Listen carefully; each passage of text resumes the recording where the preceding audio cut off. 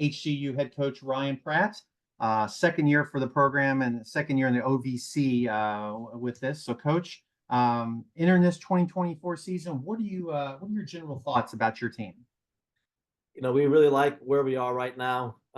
We've really been working a lot on different aspects of who we are, what we're trying to accomplish, and I really feel like we have a lot more sense of identity now with who we are and where we are. We're looking forward to the season beginning here very soon. So I think it's your eighth season as the head coach, 11th with the program, and you've moved over to the OVC. What did you learn about the OVC and some of the teams you hadn't played before last year in the league?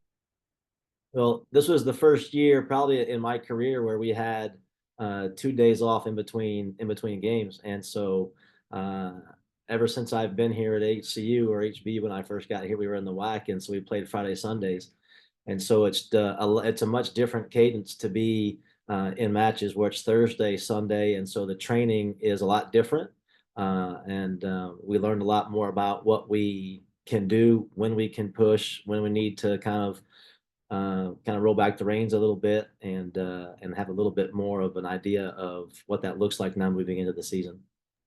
You had the midfielder of the year and the freshman of the year last year. Talk a little bit about players you have returning and how you've molded that together with some new players in your team this year. Well, we were very fortunate to have those two guys. Both of those two guys are Houston Dynamo products, and we've done a very good job of recruiting in with those guys. And that relationship with those Dynamo with that club has been very fruitful for us. And both of those players, Ryan and Dillo, are ones that we're very proud of, and ones that we want to see continue to develop and push and drive our team forward.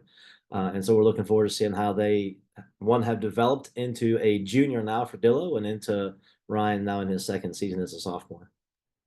How did you fill out your roster then with people with newcomers and what were you sort of looking forward to add to this year's version of the team? So we felt like we needed to add a little bit more, a little bit more depth in the back line from a center back perspective. So we feel like we've addressed that and we've done that.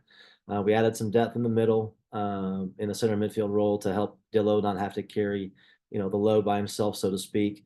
And then we felt like we needed to get a lot deeper and better in the wingback position. And we felt like we addressed that also, and we've gotten a lot better in that area as well. Not necessarily those pieces, but if somebody came and watched your first home game this year, how would it look different to them from what maybe they saw on the field last year? I think last year we didn't really, we as a program, we as coaches, we as a team, we're still learning what we were trying to do and what we were trying to accomplish. And so I think when you're learning, there's a lot more maybe you're not as instinctual as you normally would be.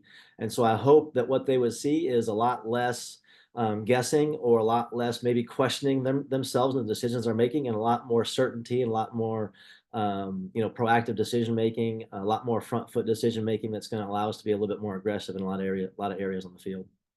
Now it's still the preseason. You haven't played that first game. What do you like most about your team right now? And maybe what's something that you hope is better in 6 weeks when you're playing your first conference game? Well, I like where we are. I like the ability that we've shown so far through preseason to learn and to grasp what we're trying to get across. The training has been very, very good. We've been very intense in training, and every training session has been really a positive moment for us.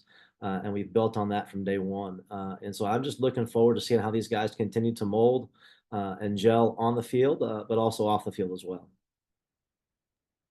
And then let's talk a little about your schedule and like how you put it together, what you're looking forward to, in those non-conference games before we get to conference play.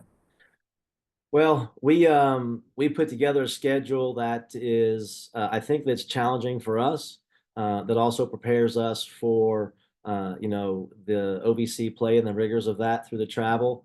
So we've got games over at Gonzaga, which is, maybe the furthest trip that we have. So this coming fall will be on the West Coast in Gonzaga, and then on the East Coast in Liberty. And so we're covering the entire span of the USA.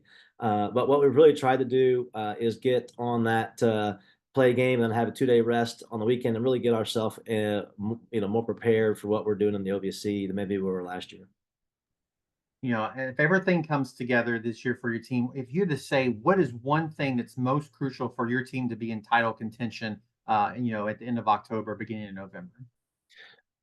Well, I don't think it's any secret, but if there's one area that we have tried to address and felt like we've done so, have maybe trained a little bit more so, we feel like we needed to improve our defending of set pieces. And so we have made a more conscious effort in doing so. And so I feel like if we can limit the one opportunities, and then two, the amount of goals that we give up on set pieces, that will have a direct effect and direct correlation into how successful we are in the OVC throughout the course of the season.